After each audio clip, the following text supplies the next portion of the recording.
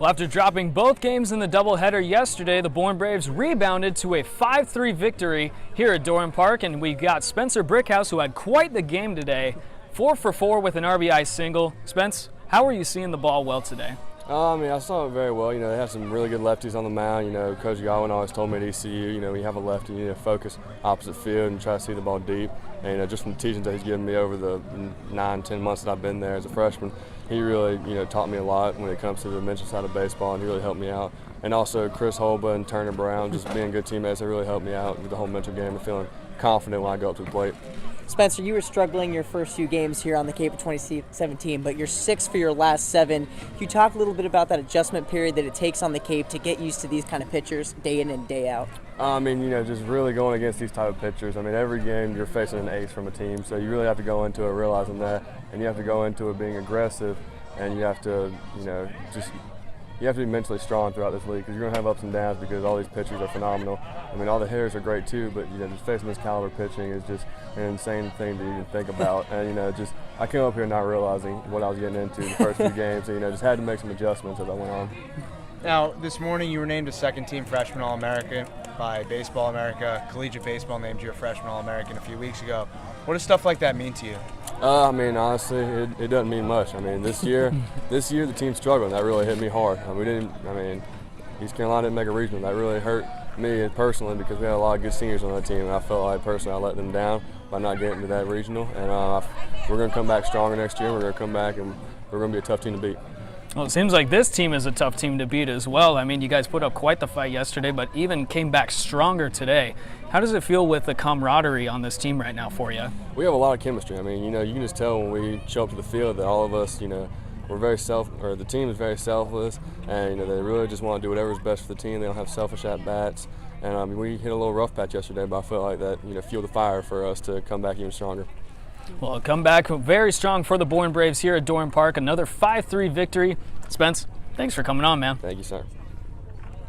Well, you heard Spencer Brickhouse earlier talk about the team chemistry of this team, and it seemed as though it blended really well tonight for the Bourne Braves as they came out firing in a 5-3 victory. Justin, I'll start with you. It seems as though that this Bourne team is really tough to beat, but Brewster accomplished that yesterday. How different was it today from yesterday? Well, it was a good job by Bourne because they got behind early in the game. Ian Miller struggled a little bit on the mound, and it could have just been the same situation as yesterday when they got behind early again. Came back in one game, got it to extra innings, then ended up losing. Got behind early in game 2. Came close but never got all the way back, and it could have turned into a situation with, oh no, we're behind again. But they didn't let that happen. Kept fighting away offensively, and the bullpen was outstanding. 7 innings of 1-run baseball. The exclamation point at the end is Ryan Feltner again. He was outstanding.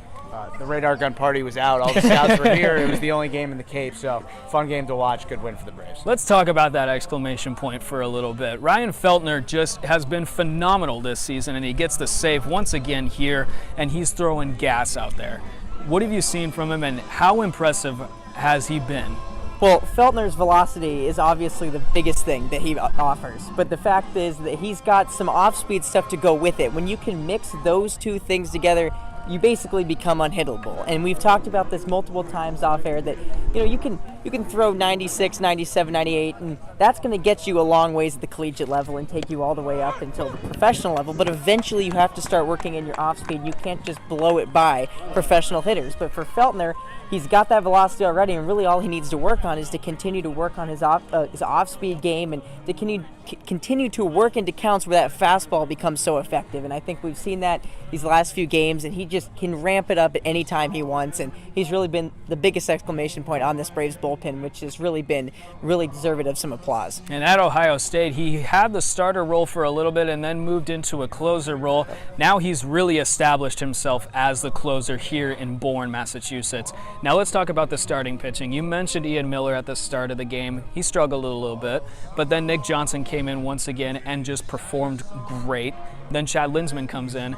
Is this Bourne bullpen really something to fear for the other Cape Cod teams? Well, I think it is. When you have arms like Linsman and Johnson and Feltner, and there are more that I can't remember. Alvarado, he just got here. A couple of guys made their debuts as well. Carter Henry the other day, Dylan Coleman today. This is the strength of Bourne's team.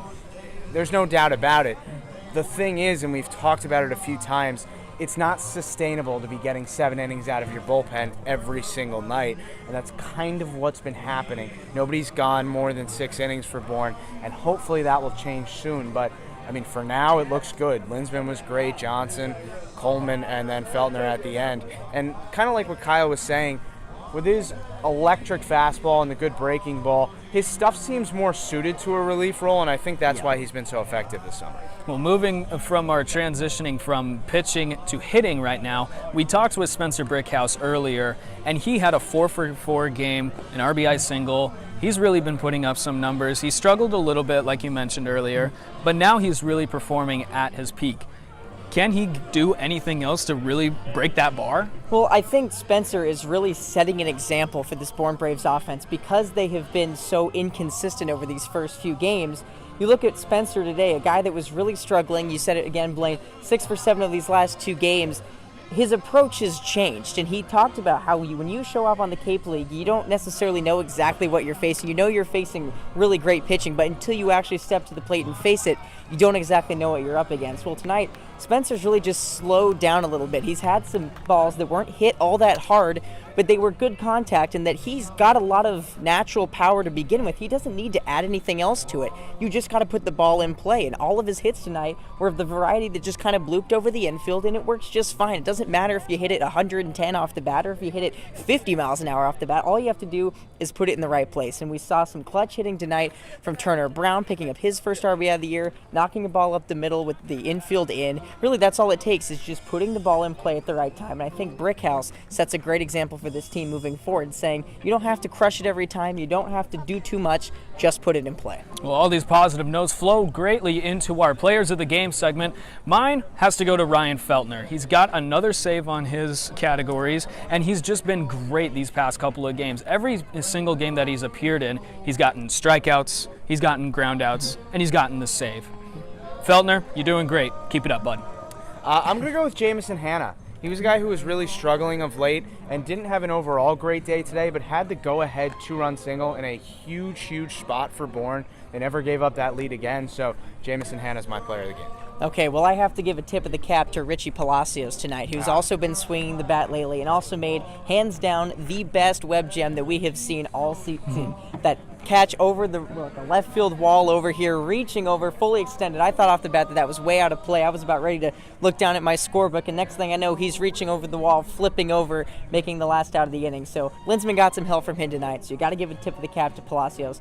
But I think it's obvious. Like, Spencer Brickhouse has to get a Player of the Game award tonight. A 4-hit night, 6 for his last 7. He's changed his approach. He's a power bat in this Braves lineup that they really need. They need to have some consistent ABs from the freshman All-American, and I really think that Spencer Brickhouse turned a corner tonight, and I think we're going to see some great baseball from him going down the road. Well, hopefully Spencer and the rest of the Braves will transition this momentum into Chatham tomorrow. They play the Anglers at Chatham at 7 o'clock. He's Kyle Kirchville. He's Justin Galanti. I'm Blaine McCormick. Thanks for watching Tomahawk Talk.